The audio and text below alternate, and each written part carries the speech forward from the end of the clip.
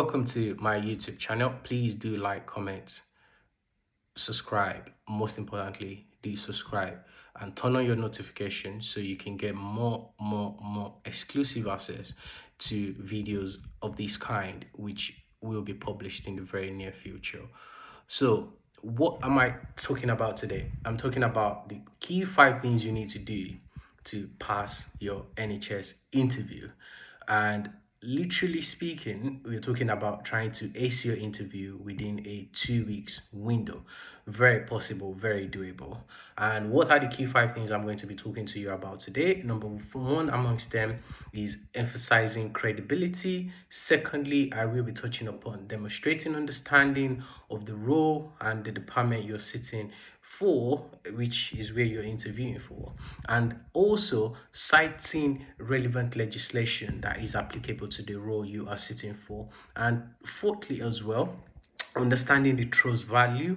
And lastly, looking at making sure that you can strike the right balance between conversation, which happens during interview, and exceeding conversation in terms of moving outside of the scope of the discussions that is relevant to your interview. So what are we talking about today? First and foremost, when we talk about emphasizing credibility, what does this really mean? You ensure your answers reflect thoroughly understanding of the role. And what does this actually mean, particularly for you as a person? This is about demonstrating that you understand the departments and also looking at their relevant achievements, the recent achievement, any initiative relating to patient care, IT, service development, improvements, changes that has been made, and also if there's any achievement that is relevant to them, very bespoke. So I'll give you an example. In Nottingham colorectal department, for example, they have straight to test pathways in there. That would be an example of a bespoke relevant example that is applicable to that department in terms of QMC Nottingham colorectal services. And the straight to text pathway is very important in terms of the way they discharge and deliver their patient care as part of their patient pathway. So you demonstrating understanding of these is an example, a classical example of you having studied the department, studied the job, and know what are some of their achievements. And also what you can do in here is talk about how this has been very crucial to achieving their key targets regarding referral to treatment, patient pathways, and their waiting list targets. And all these will then put you in a pole position to demonstrate to be a credible candidate to be appointed into that role, amongst many other things I will be talking about. Secondly, demonstrating understanding. So when we talk about demonstrating understanding, what does this actually mean? Now you need to show that you understand the question they're asking you, illustrate your points with applicable examples. I'll give you a very good example you can apply in here. If you're asked about your experience in managing team, dealing with conflict, challenging situation, you need to tell them in this regard, things relevant to any organization. Fundamentally, demonstrate tact, diplomacy, and understanding of the question, particularly that is relevant to NHS standard. You talk about the NHS policies around HR management, having one-to-one informal meeting, one-to-one meeting with the staff, dialogue, challenging situations that is inappropriate, applications of the trust legislations and policy, particularly the HR policy in delivering of staff management. And these are going to be very crucial in making sure that the answers you're giving to that questions actually reflect what they are looking for in terms of your understanding of the questions they've put to you when it comes to questions around staff management and challenging situation. The third aspect as well, citing relevant legislations. This is always going to be very crucial in any interviews you go to. And irrespective of whatever the organization is, the NHS particularly in here, as I'm speaking to you about NHS, demonstrating understanding of any relevant legislation is going to play a very key role in the way you are perceived. And a very common example that usually comes up in these kind of areas is questions around confidentiality or questions around your understanding of any NHS governance principles around patient pathways. And why is this very important? So we are looking in here in terms of understanding of legislation, if a question is put forward to you about what is your understanding of confidentiality within the healthcare system and how do you see yourself applying confidentiality principle in this specific role you're sitting for, be it medical secretary, be it pathway coordinator, be it any other roles in that regard, they will be expecting to see things of relevant legislation, particularly in terms of UK GDPR, Data Protection Act, and most importantly, the Caldecott Principle. And amongst that comes some very, very, very important points you need to make in here. So what are the points you need to be looking out for? The use of confidential waste, number one. Secondly, how do you go about ensuring that when you're speaking to patient in a discreet manner, you're not having conversation around the corridors. If you see members of your teams that are engaging in that behavior, you call their attention to it, or make sure it's properly reported to the appropriate senior management in order to prevent any potential breach of patient data and information.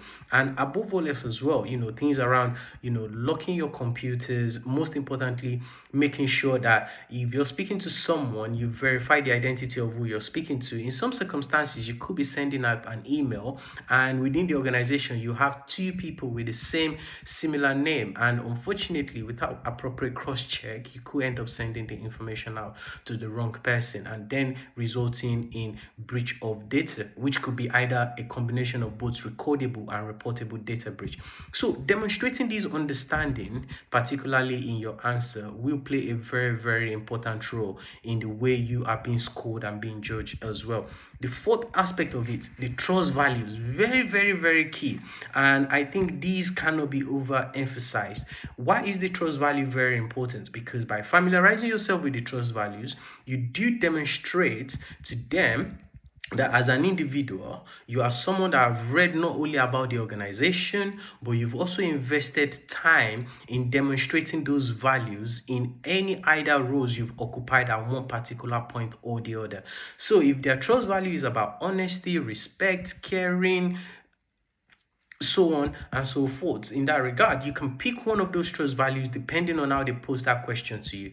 You can pick one of those trust values. Let's look at the principle of honesty and respect. Why would this be very important?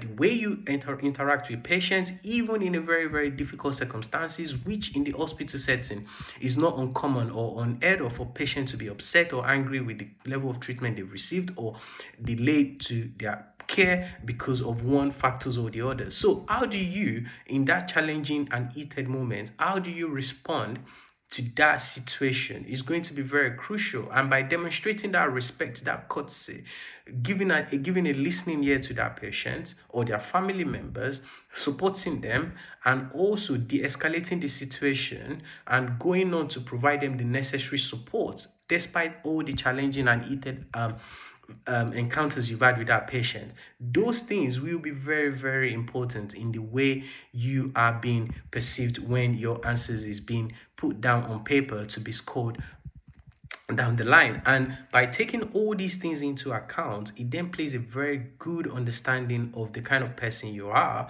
and also give them a great portrait of the kind of person you are in terms of someone that is very articulate in understanding core complex issue, particularly in areas of the trust values and particularly in areas of application to patient care. And the last element that I will be looking here is about maintaining balance in conversation. Why is maintaining balance in conversation very important?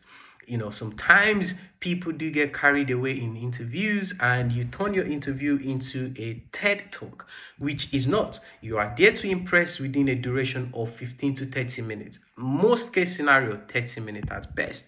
And within these 30 minutes, you are given the opportunity to convey your answer, to persuade the interviewers, and also to make sure that they are convinced that you are the right person for the job. Therefore, make sure that, yes, with an attempt to have a very friendly conversation, you do not go in the direction that deviates from what you are actually there for. So stick to the question, have conversation as appropriate, where required, answer the question and address every question in a way that actually focuses on intention to answer question rather than an intention to have conversation.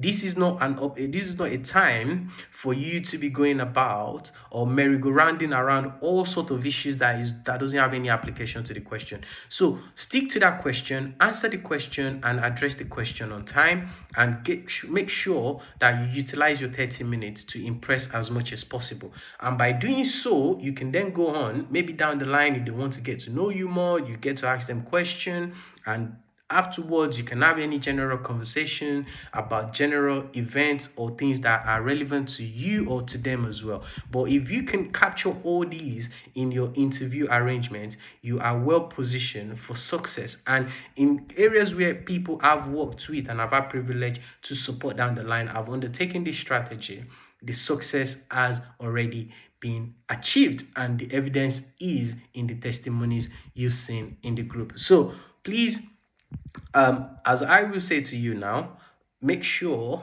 you subscribe, make sure you make sure you like, and make sure you comment.